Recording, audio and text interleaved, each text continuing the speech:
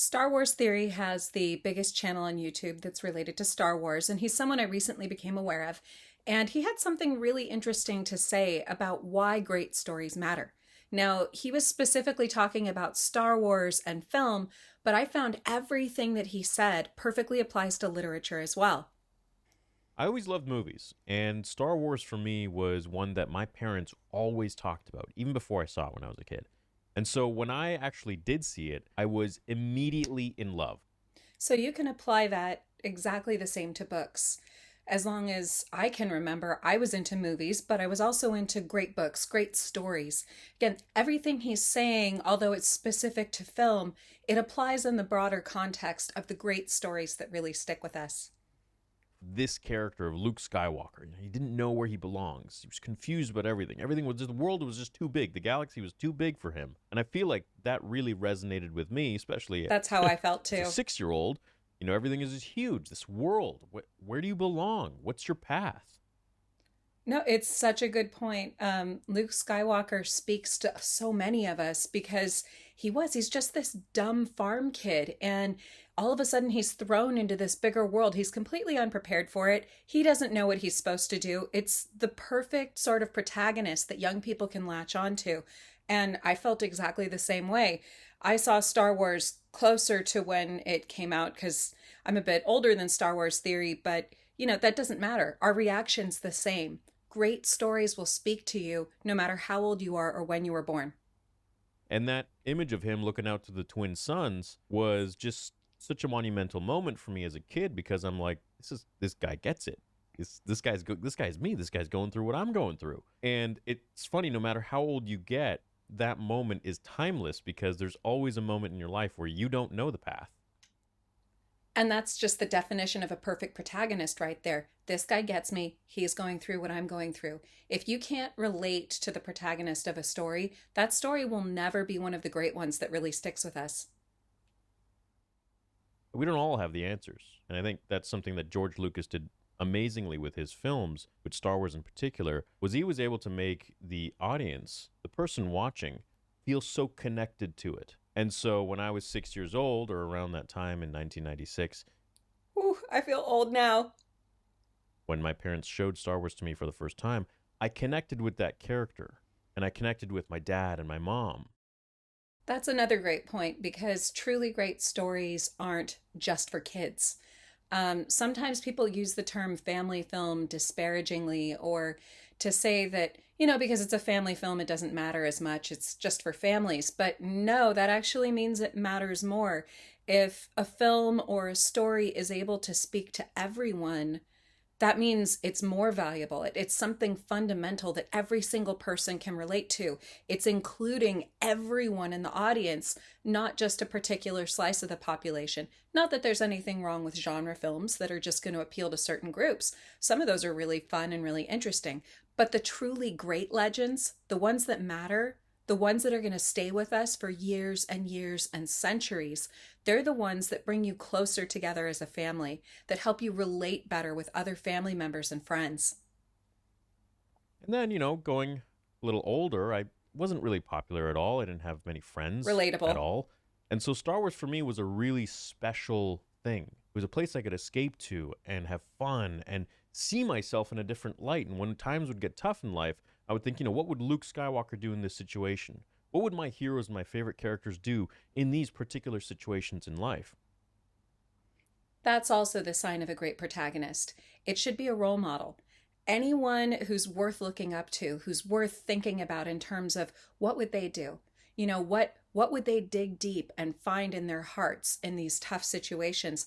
Those are the kind of characters that stick with us because they're the kind of people that we aspire to be. And I feel like it's so important with storytelling to make the youngster or the person feel that character and all of the things that they go through and their trials and tribulations and failures. And I think that was something that George did really well with Star Wars was that Luke failed. He failed many times.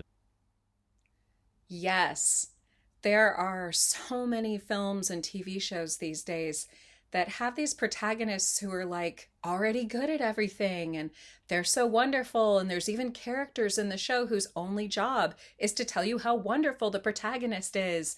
And the only struggle the protagonist has is that there are people who don't see how perfect they are and they're just holding them back. I like characters more when they fail. I think pretty much everyone does. I want to see the person struggle and I want to see them overcome those struggles. A good protagonist is someone that the writer is not afraid to torture for our entertainment. I mean, it sounds a bit harsh to say, but it really is true.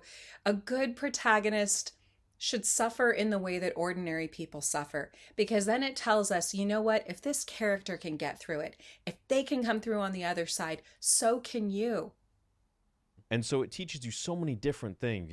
Be careful who you trust. Don't be so emotional with things. Don't run rampant with your anger and your emotions. And the importance of a father figure, the importance of that one role model in your life who will be that pillar of strength. And that pillar of strength for me in my life was Star Wars. I had a few others, of course, my father and mother and family values. But when it came to movies and characters that I could look up to, I didn't have older brothers. I didn't have brothers. I didn't have sisters. I'm an only child. I would look to some of these characters in movies, and in this case, Star Wars in particular, as like a form of structure, someone to look up to. So he's not being hyperbolic when he says that great stories can almost act like surrogate family members for us. I mean, there are a lot of people who really draw strength from the books that really stick with them. I had a friend growing up who came from a troubled background and she went through a lot of difficulties in her life. And we both read Anne of Green Gables at about the same time, which has absolutely stuck with me. It's probably my favorite book. I can't think of another one that I come back to more.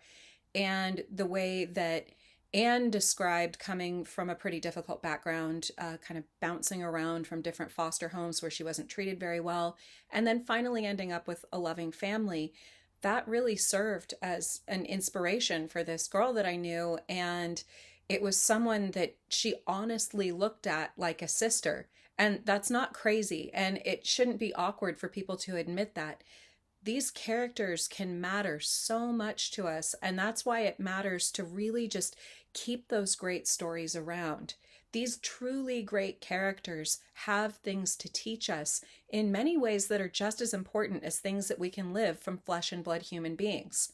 These stories are, after all, the creations of real people, and those authors have moral lessons and guidance to offer us long after they're gone. These books remain, these films remain, these great stories remain. We need them, and it's important to remember that.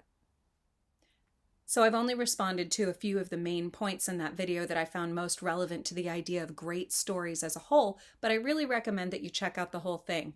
All of the points that he made about Star Wars can also be applied to great works of literature.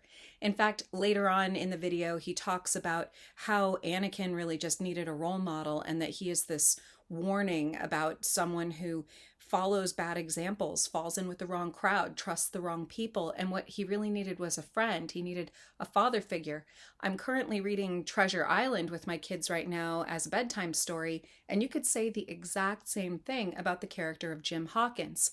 Jim Hawkins is this young fatherless kid, and he kind of falls in with these people. And on one hand, you've got the captain and the doctor and those who kind of represent the side of good. And then on the other, you have Long John Silver and his band of cutthroats. And you can see as the story progresses that Jim has choices to make. And if Jim went on the wrong path, Long John Silver is who he would end up being. He ultimately chooses not to do that because he has good people in his life. His mother, the doctor, Squire Trelawney. But his arc is really not that different from that of Anakin Skywalker. It's just that one character ended up choosing the path of evil and the other chose the path of good. But both have a lot to teach us. Great stories really matter, and we can't let go of that.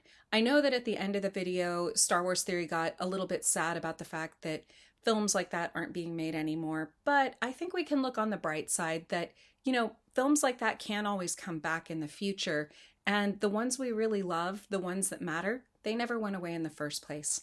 Those books, those stories, those movies, the really great legends, they never went away, and they'll always be here for us.